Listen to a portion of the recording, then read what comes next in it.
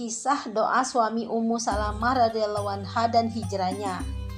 Ummul Mukminin Ummu Salamah radhiyallahu anha pernah menikah dengan Abu Salamah radhiyallahu anhum sebelum diperistri oleh Rasulullah sallallahu alaihi wasallam.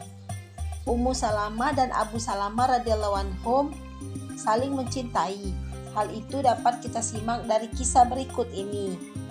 Suatu ketika Ummu Salamah radhiyallahu anha berkata kepada Abu Salamah radhiyallahu anhum, "Aku mendengar bahwa jika seorang suami menikahi seorang istri dan keduanya saling mencintai, kemudian suaminya meninggal dunia lebih dahulu, lalu istrinya tidak menikah lagi dengan siapapun, maka di surga istrinya itu akan mendapatkan suaminya kembali.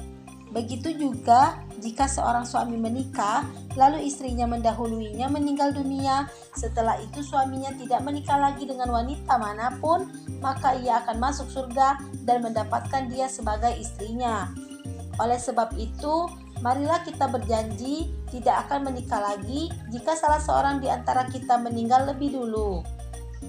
Abu Salamah radhiyallahu anhu berkata, "Apakah engkau akan menuruti ucapanku?" Jawab istrinya, "Itulah sebabnya aku bermusyawarah denganmu agar dapat menurutimu."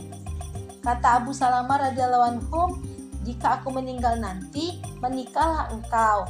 Lalu Abu Salamah radhiyallahu anhu berdoa, "Ya Allah, sepeninggalku nanti, berilah Ummu Salamah suami yang lebih baik dariku, yang tidak akan menyedihkan hatinya dan tidak menyusahkannya."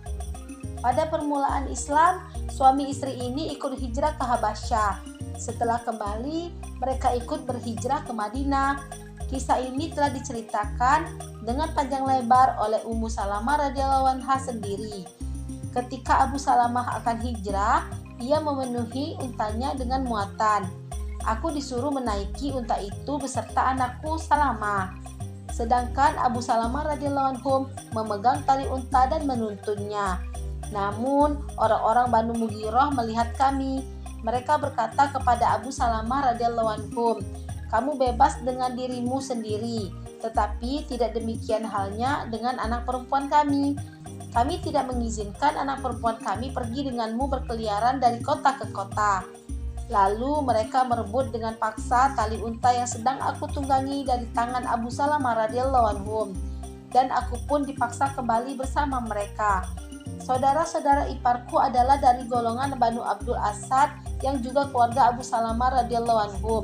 Setelah mendengar berita ini, mereka sangat marah terhadap Banu Mughirah sehingga terjadi pertengkaran di antara mereka. Orang-orang Banu Abdul Asad berkata, "Kalian boleh mengambil anak perempuanmu, tetapi kami tidak rela jika cucu kami tinggal bersama kalian selama kalian tidak membiarkan anak perempuan kalian bersama suaminya." Kemudian anakku Salamah diambil oleh keluarganya. Dengan demikian, aku, suamiku, dan anakku tinggal di tempat terpisah.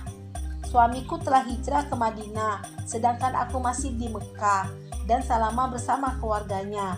Setiap pagi, aku pergi ke padang pasir dan menangis hingga sore. Demikianlah keadaanku setiap hari selama setahun.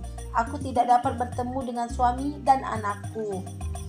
Pada suatu hari, salah seorang sepupuku merasa kasihan melihat keadaanku. Ia berkata kepada kaumnya, "Kalian tidak kasihan kepadanya yang menderita. Kalian memisahkan dirinya dari anak dan suaminya.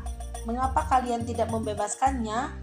Singkat cerita, setelah mendengar ucapan sepupuku, mereka pun melepaskan aku dan berkata, "Pergilah dan jumpailah suamimu." Banu Asad pun ketika melihat hal itu, akhirnya memberikan anakku kepadaku. Kemudian aku mempersiapkan seekor unta untuk menjumpai suamiku. Aku menunggang unta sambil menggendong anakku ke Madinah. Setelah berjalan kira-kira 3-4 mil di Tan'im, aku bertemu dengan Utsman bin Tolha. Ia bertanya kepadaku, "Hendak kemana engkau berjalan seorang diri?" Jawabku, "Aku akan menemui suamiku di Madinah." Ia bertanya lagi, "Tidak adakah orang yang menyertaimu?" Jawabku, "Selain Allah tidak ada siapapun." Ia segera memegang tali untaku dan menuntunnya. Demi Allah, belum pernah aku temui orang yang sebaik dia. Jika aku ingin turun dari unta, unta itu akan didudukkan, sedangkan ia sendiri berlindung di dekat sebuah pohon. Lalu aku turun. Jika aku akan naik, ia merendahkan unta itu beserta barang-barangnya, dan aku naik ke atasnya. Lalu ia datang memegang tali itu kembali dan berjalan di depanku menuntun unta tersebut hingga sampai ke Madinah. Ketika tiba di Kuba, ia berkata, "Suamimu ada di sini." Benarlah, Abu Salamah radhiyallahu anhu memang ada di Kuba. Setelah mengantarku, Utsman bin Thalhah radhiyallahu anhu kembali ke Mekah. Aku berkata, "Demi Allah, tidak ada orang yang lebih mulia dan lebih baik yang pernah kutemui daripada Utsman bin Thalhah.